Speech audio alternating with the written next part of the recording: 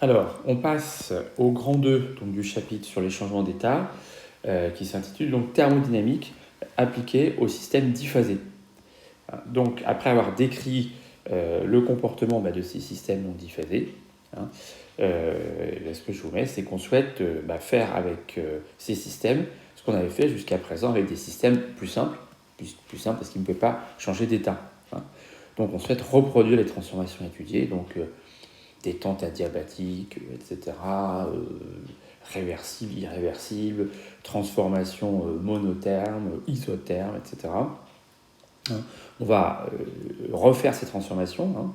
Donc, elles portaient jusqu'à présent donc, sur des systèmes monovacés, donc essentiellement gazeux, comme on l'a vu, avec donc, des systèmes thermodynamiques d'intérêt, donc contenus dans les enceintes, etc., dans les pistons cylindres, susceptibles donc, de changer d'état au cours de la transformation. Alors, pourquoi on fait ça? Est-ce que c'est pour le plaisir de vous faire des choses compliquées alors que finalement on peut faire des choses simples? Ce qu'on s'aperçoit en fait, pourquoi? Parce que les cycles donc déjà étudiés, alors cycle de Joule qu'on a vu en TD, qu'on a vu en DM, le DS avec le cycle de Stirling inversé, il y en a tout un tas d'autres. On va voir qu'ils ont un meilleur rendement pour ce qui s'agit des moteurs, ou ils sont plus efficaces pour ce qui s'agit des machines frigorifiques, ils sont plus efficaces donc avec des changements d'état. Voilà, donc on voit ça, je rappelle, dans les centrales nucléaires, c'est effectivement des systèmes au plus vapeur qui circulent et qui font les échanges de chaleur, et c'est pas par hasard, d'accord? Et dans les systèmes de réfrigération, on a aussi des systèmes de changement d'état, alors qu'on a vu que finalement, ces moteurs et ces réfrigérateurs, on pouvait en faire sans. Le changement d'état n'est pas une nécessité pour que ça fonctionne. Simplement, c'est plus efficace si on passe par des processus qui impliquent donc des changements d'état sur des systèmes thermodynamiques. Donc la conclusion, c'est qu'il faut adapter le cours précédent, sans cesse, à l'aune de cette nouvelle situation. Alors, je dirais que les changements sont... Dans le fond, rien ne change. Mais il faut quand même un petit peu adapter la forme quelque part. Alors, on va reprendre le cours précédent. On avait un premier cours qui était sur la description du système thermodynamique, j'ai parlé de pression, température, etc. C'était introduction à un système thermodynamique. Et on avait abouti à ce qu'on avait appelé espace des états, paramètres des états. D'accord? Alors, voilà, qu'est-ce que deviennent ces choses-là? On avait une idée assez simple, qui marchait bien jusqu'à présent quand on avait des systèmes qui étaient des gaz. Maintenant, comment ça fonctionne alors que le système peut, au cours de la transformation, c'est-à-dire dans l'état initial et dans l'état final, il n'y a pas forcément le même état. Alors, ce que je vous dis tout de suite, c'est qu'il est désormais incontournable de raisonner de manière graphique. Voilà. Alors, je sais que vous n'aimez pas ça, mais en fait, on ne peut pas s'en sortir autrement. Et on verra que les ingénieurs travaillent sur des diagrammes. Il y a des diagrammes de pression, enthalpie, de Mollier, il y a tout un tas d'autres. Voilà. Et donc les gens qui travaillent là-dessus, ils travaillent sur des graphiques, sur des représentations graphiques des données thermodynamiques ou avec des tables. Alors pour nous, donc, comment on va raisonner? À l'aide des isothermes qu'on a tracés, voilà, les fameux isothermes ici que j'ai là, d'accord? Donc que vous avez ici, d'accord? Donc, en gros, quand on va faire un exercice thermodynamique, il faut déjà commencer par tracer les isothermes pour voir un peu où on va. C'est-à-dire où on part, vers où on peut aller, potentiellement, en général, il faut le prévoir, etc. D'accord? Voilà. Alors, où est-ce que je suis? Ok. Voilà. Où il faudra utiliser la surface des états, la surface vue ci-dessus, pardon. Voilà. Donc c'est la surface, alors soit la surface, je vais y arriver, voilà, soit donc cette surface-là pour l'eau, d'accord, et l'eau, ce sera quand même notre système un peu privilégié, soit la surface qui est au-dessus, voilà, soit cette surface qui est ici, voilà, je vais y arriver, voilà, soit cette surface-là, d'accord.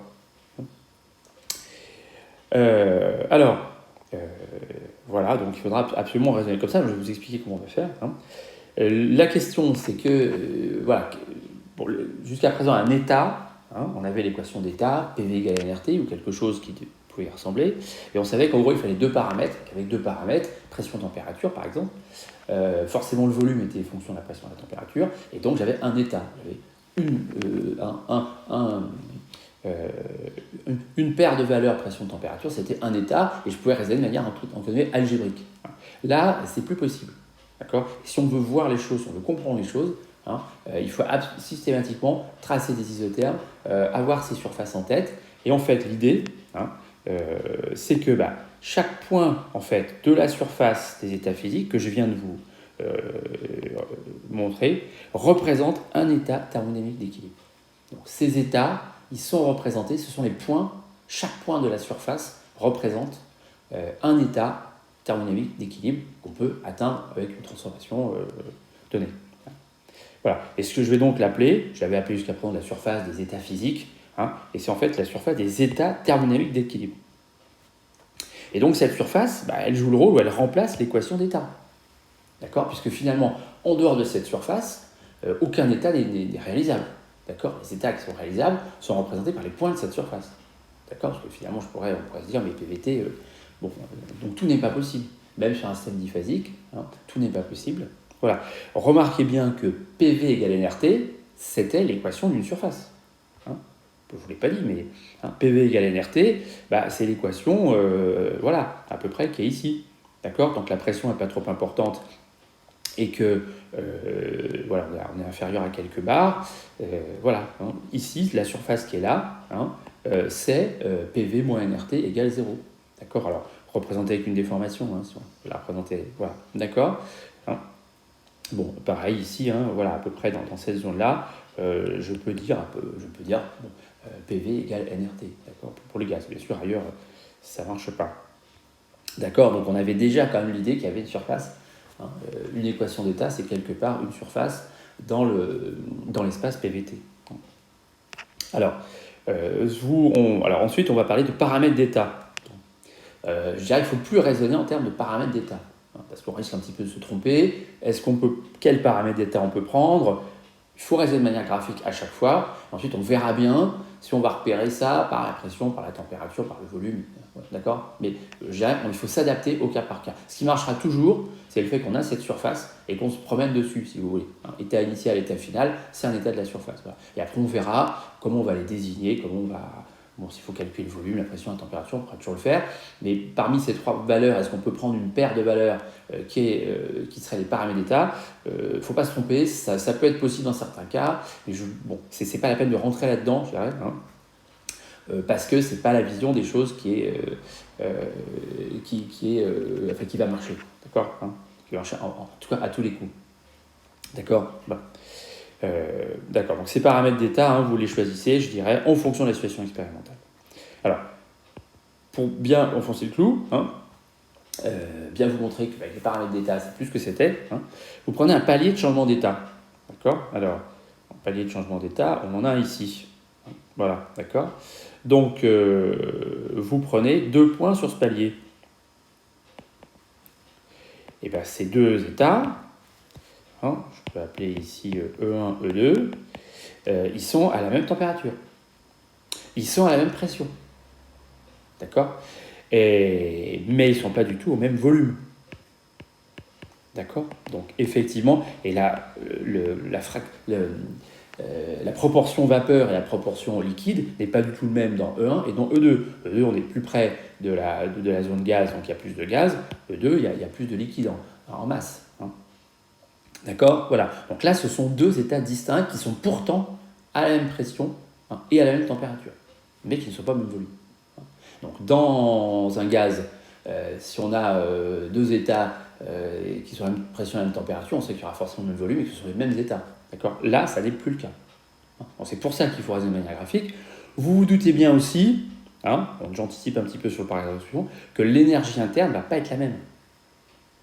C'est-à-dire que pour passer de cet état-là, où il y a encore pas mal de liquide, à ici où il y en a moins, et une partie de ce liquide est transformée en vapeur, vous vous doutez bien qu'il va falloir apporter ou enlever, plutôt apporter, on sent bien, apporter de l'énergie interne à ce système ici pour l'amener là. D'accord ? Alors, la faute classique, c'est de dire, Voilà, cet état-là, il a TP, celui-là est à TP, donc la variation de U entre les deux est nulle, puisque U est fonction de TP. U n'est plus fonction de TP. On verra de quoi il est fonction. Voilà, d'accord. Donc, pour ça que si vous raisonnez de manière graphique avec des isothermes, avec des surfaces, etc., on ne se trompe pas. Parce qu'on voit tout de suite que deux points différents, ce sont deux états différents. Même si, voilà, je répète, l'un sur un palier, ils ont la même pression et même température, et ça peut donc prêter à confusion par rapport à la situation antérieure qu'on a étudiée. Voilà, c'est ce que je vous ai encadré, parce que c'est quand même vraiment l'erreur à ne pas faire. Voilà, donc sur un palier de changement d'état, je dis ce qui est encadré, les points distincts représentent des états distincts à la même température, à la même pression, comme je vous l'ai dit, mais à des volumes massiques différents. D'accord. Donc ce qui prévalait pour les gaz, voilà, c'est caduc maintenant pour les systèmes diphasiques, donc voilà, il faut bien encadrer ça. Alors, on va passer au premier principe. Alors le premier principe, bon, donc ça c'était, on va dire, c'était le chapitre introduction. Voilà, donc j'ai remis à jour quelque part le chapitre introduction par rapport à la nouvelle situation. Maintenant, il faut que je remette à jour le chapitre premier principe. Donc on peut regarder ce que c'était que le premier principe. Hein. On avait parlé d'énergie mécanique interne. On avait dit que l'énergie mécanique interne, on avait donné une interprétation microscopique. Elle n'était finalement plus que fonction. Hein, de la pression et de la température, par exemple, parce que la pression et la température, ça représentait un seul état dans un système gazeux, dans un système liquide. Voilà, mais on avait postulé ça, c'est le postulat 1, que finalement, c'est cette chose extrêmement compliquée. Une fois que j'avais, pour un système gazeux, fixé la pression et la température, l'énergie mécanique interne ne peut pas prendre autant de valeur qu'on voulait. Ça dépendait que de la pression et de la température. Donc, d'une manière générale, si vous voulez, on s'est un petit peu abandonné cette idée de prendre comme ça une paire de variables et de dire U dépend que de cette paire, je peux l'exprimer en fonction de cette paire. D'abord, de toute façon, ici, ce qu'on va voir, c'est que U, on ne va pas pouvoir l'exprimer de manière algébrique. U égale NCVT, on va encore l'utiliser. Mais globalement, je ne peux plus le dire. Voilà. Donc, U, c'est fonction de quoi ? Alors, l'énergie mécanique interne, donc, ça va être aussi une fonction de quelque chose qui va être macroscopique uniquement. C'est une fonction des états de sigma. Donc, quand j'ai un état thermodynamique d'équilibre de sigma, j'ai une seule valeur de U possible et imaginable. Or, je viens de dire que les états thermodynamiques d'équilibre de sigma, je faisais correspondre au point de la surface des états thermodynamiques d'équilibre. Donc, en d'autres termes, si vous voulez, l'énergie interne, c'est une fonction qui est définie sur la surface des états. D'accord. Alors, pour beaucoup d'élèves, je ne sais pas, une fonction, c'est quelque chose, quand on parle fonction, vous pensez à expression algébrique qui va pouvoir me donner les valeurs de sa fonction en fonction de la valeur de la variable. Alors ça, c'est bon, il y a peut-être beaucoup d'exemples comme ça, mais d'une manière générale, une fonction, c'est pas ça en maths. C'est quelque chose qui a un ensemble, à des points, des éléments d'un ensemble de départ, fait correspondre à chaque élément, fait correspondre de cet ensemble de départ, fait correspondre un élément de l'ensemble d'arrivée. D'accord. C'est ça une fonction. Voilà. Et bien ici, U, je n'ai pas d'expression algébrique, mais à chaque point de la surface, comme un point de la surface c'est un état, et bien à chaque point de la surface, on fait correspondre une valeur de U. D'accord. Et comme je viens de vous le dire, on ne va pas pouvoir avoir une expression algébrique qui serait valable globalement sur toute la surface, c'est pas possible. D'accord. Donc ça aussi, il faut bien comprendre ça, parce qu'avant de parler de variations, sur Internet, etc., vous regardez peut-être pas mal, on vous parle de variations d'enthalpie de champ d'état, mais avant de parler de variations d'enthalpie de champ d'état, il faudrait quand même définir l'enthalpie. D'accord. C'est toujours un peu moi ce qui m'avait quand même un peu posé problème, je dirais, quand j'avais abordé ce cours. On me parlait de variations de quantité qui n'étaient pas définies. Bon, je me suis dit, il y a quand même un problème. Donc, qu'est-ce que c'est que... On va beaucoup parler d'enthalpie, on va parler de champ d'état, mais ou l'énergie interne, mais qu'est-ce que c'est que l'énergie interne ? Si c'est une fonction, comment elle est définie ? Elle est définie comme ça. D'accord ? C'est-à-dire qu'on va pouvoir ensuite la tabuler. On va voir un peu comment. Il y a des tables thermodynamiques qui vous la tabulent à partir de mesures. Tabuler l'énergie interne sur l'ensemble de la surface, finalement. On aura sa valeur sur l'ensemble de la surface. On verra par quel moyen. On ne va peut-être pas la tabuler entièrement, mais avec tous les diagrammes dont je vous ai parlé, diagrammes de Mollier, etc., ça permet justement de trouver l'expression de U ou de H, ou voire de l'entropie, etc. Tout un tas de données qu'on va avoir de manière graphique. Voilà, donc c'est pour ça que, je répète, il faut voir ça comme ça. L'énergie interne, c'est une fonction qui est définie sur cette surface. Voilà, en chaque point de cette surface, qui représente un état thermodynamique, je vais faire correspondre un nombre, qui est l'énergie interne, à ce point-là. Voilà, donc c'est ça un petit peu qui est changé. Voilà, là je dirais que c'est à peu près tout ce qui est changé par rapport au cas précédent. Maintenant, voilà, le reste n'est pas vraiment modifié. Alors le postulat 2 donc, n'est pas changé. L'énergie interne plus grandeur extensive, on va avoir une conséquence extrêmement importante à la fin. Et voilà. Et ensuite, le théorème de l'énergie mécanique interne. Variation d'énergie mécanique interne égale somme des travaux des forces extérieures, des distributions de forces. S'exerçant donc sur notre système sigma. Il serait écrit de la manière suivante. Alors, je vais simplement changer ici, au lieu de mettre des paramètres x, y, qui sont un peu caduques ici, je mets simplement état final, état initial, et EI et EF, voilà, ils appartiennent, donc ce sont des points qui appartiennent donc à la surface des états. Voilà, d'accord, des états. Voilà, EIEF, donc ce sont des points qui appartiennent à la surface des états thermodynamiques.